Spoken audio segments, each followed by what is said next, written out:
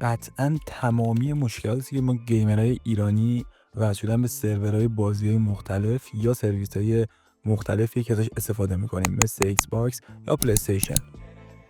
حالا این وسط یه سری شرکت‌هایی اومدن و یه DNSی راه اندازی کردن تو ایران مثل الکترو و رادار بازی یا حتی شکن که ما میتونیم از این استفاده بکنیم و دور بزنیم تحریما رو. ولی خب چند وقت اخیر الکترو و رادار بازی اومدن گفتن که زدن زیر میز و گفتن که نمیخوایم دیگه فعالیت بکنیم و دیگه اگرم برگردیم مثل حالت اولش نمیشه.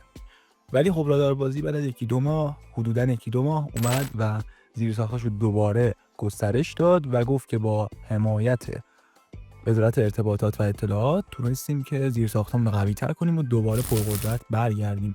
تو این وسط DNS های خیلی کندی بودن که کار ما رو حداقلش راه مینداختن، ولی خب اونقدر پرسرعت نبودن. ولی خب رادار بازی دوباره برگشت. از امروز هم اپلیکیشن اندروید و ویندوزش در دسترسه.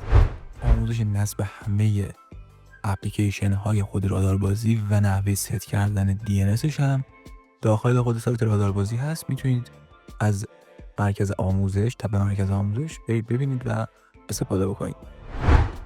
خیلی ممنون که ویدیو رو دیدید.